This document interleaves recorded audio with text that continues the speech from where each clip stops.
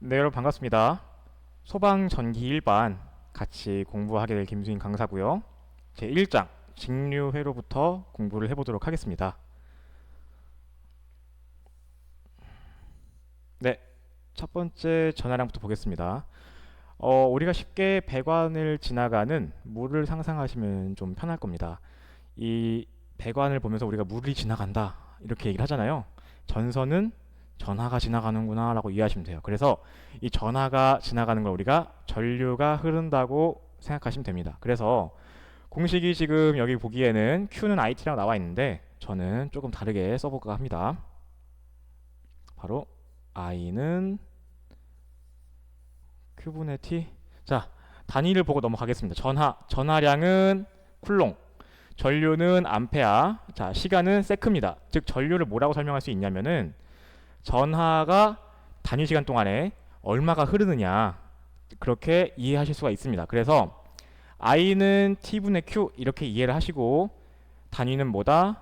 암페아다. 그리고 다시 쓰자면은 쿨롱인데 몇 초 동안에 얼마만큼의 쿨롱이 흘렀느냐 이걸 우리가 전류라고 볼 수가 있겠습니다. 자, 그 다음에 오메 법칙 보겠습니다. 자, 오메 법칙을 이해하시기 전에는 먼저 전압 그리고 저항을 알고 계셔야 합니다. 먼저 전압 설명드리겠습니다. 나와 있죠? 전압이라고. 전압은 우리가 검색을 해보면은 전위차라고도 얘기를 해요. 무슨 얘기냐면은 똑같이 물줄기로 설명을 드리겠습니다. 자, 이렇게 높은 부분과 낮은 부분이 있겠죠. 자, 물이 흐릅니다. 물이 흘러요. 그러면은 자, 5m의 높이에서 흐르는 것과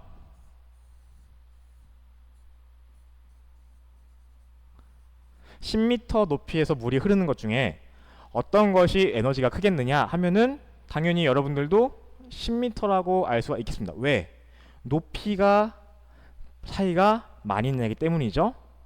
마찬가지입니다. 이 전압이라는 것은 전류가 흐를 건데 전류도 그냥 평평한 곳에서 흐르는 게 아니에요. 바로 전위차, 이 차이를 통해서 전류가 흐르는 거거든요. 그래서 이 전압이라는 거는 단위를 볼트라고도 얘기할 수 있지만 줄 퍼 쿨롱이라고도 얘기할 수가 있겠습니다. 무슨 소리냐면은 전하가 흘러가지고 얼마만큼의 에너지가 나오느냐라고 이해를 하시면 돼요. 우리가 물줄기가 흐르면은 그걸 가지고 우리가 mgh라고 해서 위치 에너지를 구할 수가 있죠. 마찬가지입니다. 전위차도 이 전압도 전하가 흘러, 그러니까 전류가 흐르는데 그 차이만큼의 에너지가 발생하는데 그걸 우리가 전압이라고 하고 단위를 볼트라고 하는 겁니다. 사실 전압이라는 개념을 물어보는 문제는 나오지 않지만 우리가 전기를 공부함에 있어서 전압이 정확히 뭐지? 라고 말했을 때 이해를 하고 가실 필요가 있겠습니다. 자, 그 다음으로는 저항입니다. 저항은 이제 전류가 흐를 때 이를 방해하는 요소라고 하시면 되겠습니다. 자, 다 치우고 설명 들어가겠습니다. 자, 저항이 있어요. 단위는 옴이라고 표현을 하고요. 자, 5옴이라는 저항과 8옴이라는 저항이 있겠습니다. 자, 그러면 우리가 저항을 전류가 흐르는 거를 방해하는 요소라고 설명을 드렸어요. 그러면은 5옴과 8옴이 있으면은 당연히 8옴이 더 크기가 크니까 전류가 더 흐르기가 어렵겠구나 라고 이해할 수가 있는 겁니다. 저항에 대한 설명은 쉽죠? 여기까지 마치고요. 그리고 나서 중요한 옴의 법칙을 보겠습니다. 흔한 문제가 있죠.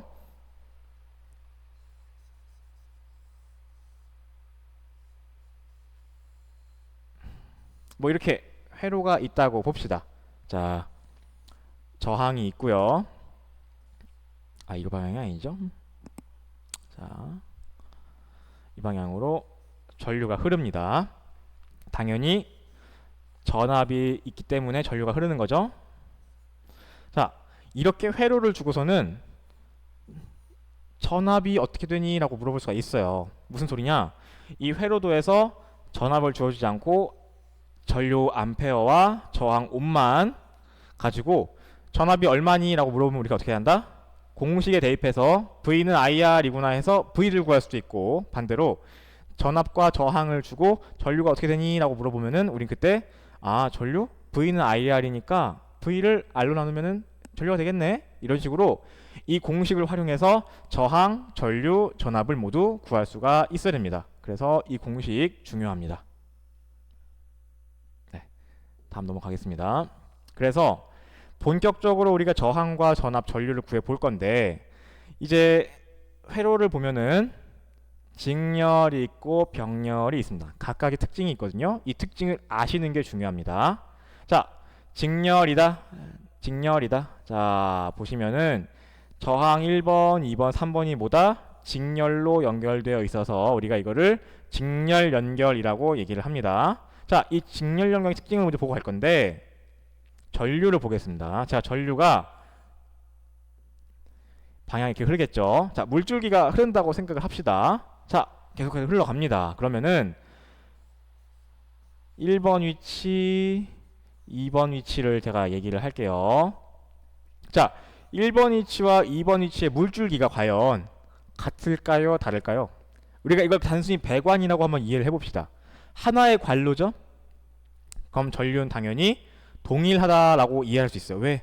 물줄기가 배관이 하나면 당연히 하나로 흐르지 않겠느냐라고 이해를 할 수가 있는 거예요. 그래서 특징 1번 뭐냐? 전체 회로에 있는 I는 I1 어디다? 여기 저항 1에서의 전류와 저항 2의 전류와 저항 3의 전류가 같다라고 볼 수가 있겠습니다. 같다라고 볼 수가 있어요. 자, 그 다음에 저항은 여기 공식에 있는 대로 R1 플러스 R2 플러스 R3구나 라고 우리가 암기하시면 됩니다. 사실 암기라고 할 것도 없죠. 그냥 다 더해주면 된다고 했으니까. 자, 그러면은 전압을 볼 건데 우리 공식이 뭐였죠? 오메 법칙 방금 전에 했죠. IR이었습니다. IR. 자, 그러면은 공식에 대입을 해볼 거예요. 자, I는 뭐다? I1, I2, I3가 모두 같다고 했어요. 그러니까 I는 그냥 I죠. 그냥 I예요. 근데 R은 뭐다? 다 더해줘야 한다.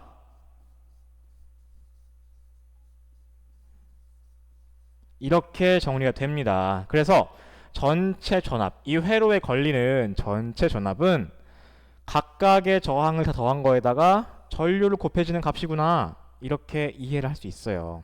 자, 그러면은 각각의 저항에 걸리는 전압은 어떻게 구하지?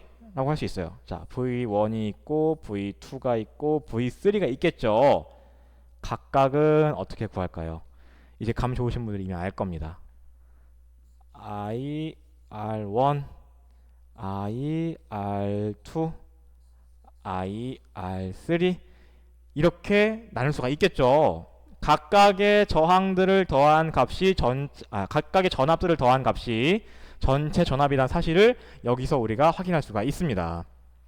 따라서 전체 지우고요. 다시 써볼게요. 자, 전체 전류 I는 각각 전압에 걸린 전류와 같다. 자, 그리고 저항은 뭐라고 했었죠? 전체 저항은 각각의 저항을 더해줘야 한다까지 했어요. 전압은 뭐다? 마찬가지다. 저항과 마찬가지로 각각의 전압을 더해줘야 한다. 이게 이제 이 직렬 연결에서의 알아야 하는 성질입니다. 이거를 이해하고 푸시면 돼요. 사실 직렬은 주는 문제죠. 그냥 더해주면 끝이니까 이 부분 기억해 주셔야 됩니다. 저항과 전압은 모두 보다 각각을 더해준다. 근데 전류는 물줄기를 생각해서 같구나 라고 하시면 돼요.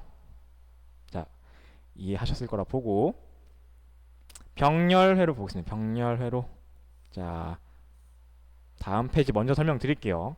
회로들을 보면서 말씀드릴게요. 자, 전류를 먼저 생각해 볼 건데 이번에도 물줄기를 보고 제가 말씀을 드리겠습니다. 자, 똑같이 전류가 흐릅니다. 전류가 흘러요. 근데 이번에 어떻게 되죠? 관로가 하나에서 나뉘죠. 물줄기가 여기로도 가고 여기로도 가고 여기로도 가요. 그럼 뭐다? 아, 나뉘네? 그러니까 처음에 직렬 연결에서는 전류가 같구나 라고 봤었죠. 하지만 병렬에서는 같지 않구나. 그래서 이번엔 뭐다? I1 플러스 I2 플러스 I3가 전체 I구나 라고 이해를 하셔야 돼요. 그래서 병렬 연결과 직렬 연결 차이는 바로 전류에서부터 오는구나 라고 보시면 돼요. 자, 그 다음 이제부터 좀 생소하시는 공식이 나오는데 이 부분은 외워주셔야 됩니다. 전체 저항분의 1은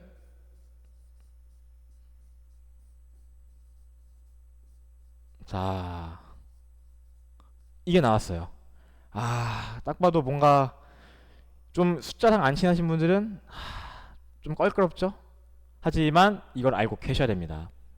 그래서 전체 저항분의 1은 R1분의 1 플러스 R2분의 1 플러스 R3분의 1이구나. 이 부분은 외워주셔야 한다. 여기까지 말씀을 드리겠습니다. 자, 그 다음에 전압을 구해볼 거예요. 전압. 자, 전압은 같을까요? 틀릴까요? 전체 전압과 각각의 전압. 전압은 같습니다. 왜냐? 자, 1번 위치라고 볼게요. 1번 위치, 2번 위치. 똑같이 물줄기로 생각을 해볼게요. 똑같이 물줄기로 생각해 볼 건데, 자, 롤러코스터가 올라갑니다. 뚜두두두두 하고 올라가고 있어요. 올라가고 있어. 롤러코스터가 올라갔다가 후 내려갈 거예요. 그죠? 그러면은 여기서의 전이차나 여기서의 전이차랑 같다는 거죠. 같은 높이에서 내려가기 때문에 1번과 2번 위치는 같다라고 보는 거예요. 자, 그래서 V는 전체 전압 V는 V1 플러스 V1 플러스가 아니죠. 자,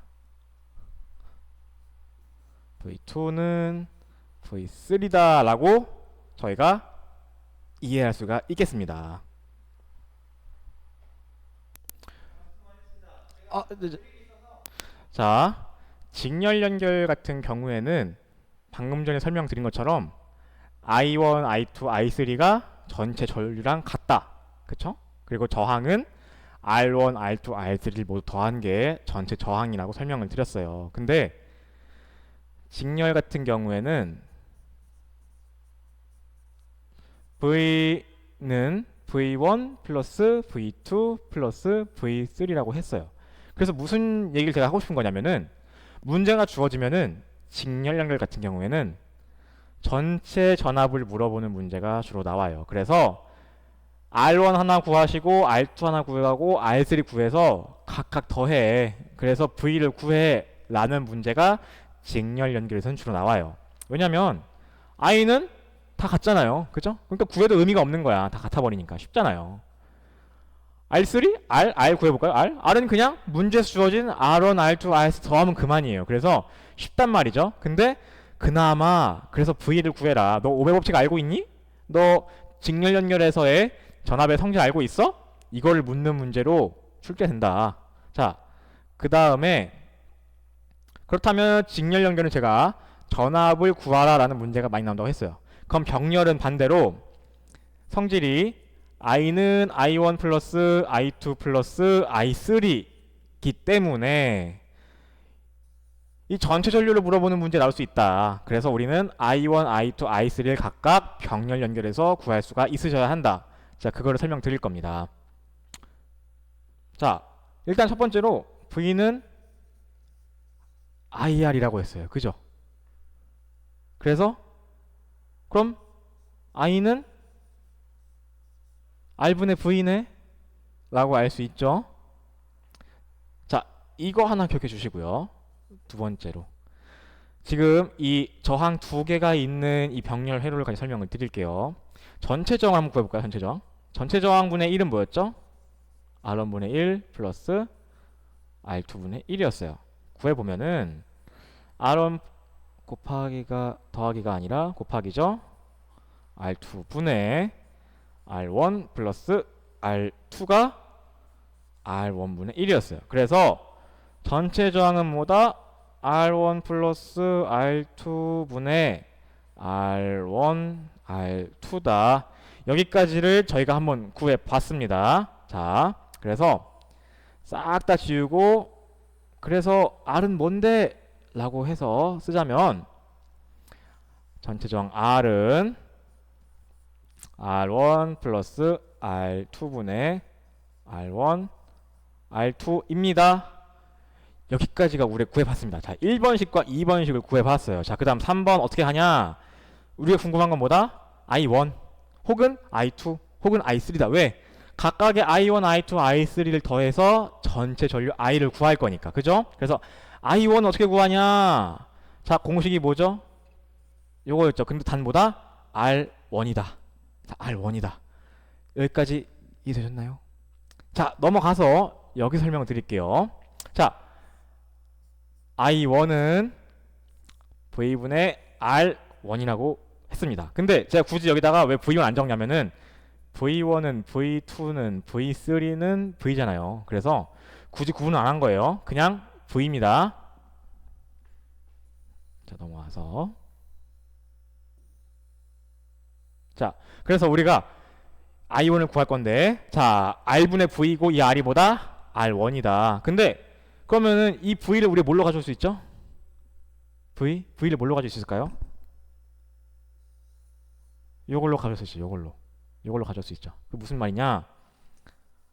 I1은 R1분의 1 곱하기